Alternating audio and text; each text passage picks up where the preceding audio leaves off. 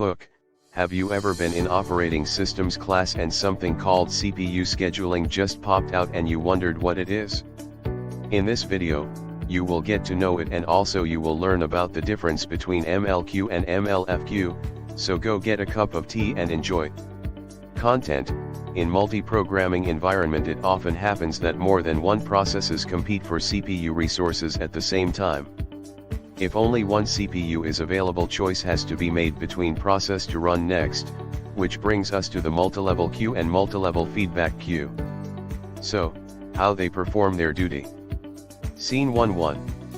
MLQ, ready queue, is partitioned into several smaller queues and processes are assigned permanently into these queues too.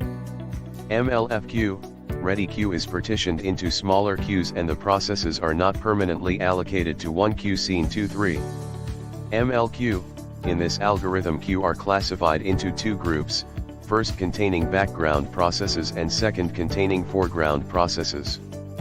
For MLFQ, here, queues are classified as higher priority queue and lower priority queues. Scene 3-5. MLQ, the priority is fixed in this algorithm. Thus, starvation can occur. 6 MLFQ, the priority for process is dynamic as process is allowed to move between queue. Thus, it prevents starvation. Let's skip ahead to the examples for more clarification. MLQ, a multilevel queue with 5 queue, is listed below according to order of priority. Here, all queues have their own scheduling algorithm and process is chosen with highest priority. Then it is executed preemptive or non-preemptively.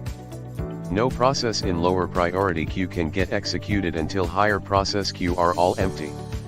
For example, if batch process queue is running and interactive process comes in ready state, batch process is preempted and interactive process is allowed to execute. MLFQ. Now, let us consider multilevel feedback queue with 3 queues.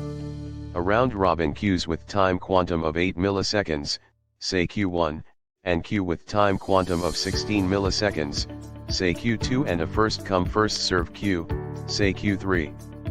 So, when process enters Q1 it is allowed to execute, and if it not completes in 8 milliseconds it is shifted to Q2 and receives 16 milliseconds.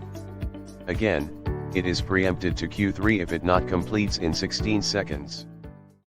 Finally, we know which are the MLQ and MLFQ, and what is their function in the CPU, and the difference between them and examples of them at the end, we will know in the summary of the conclusion from this explanation.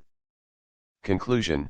The main objective of multi-programming is to maximize CPU utilization.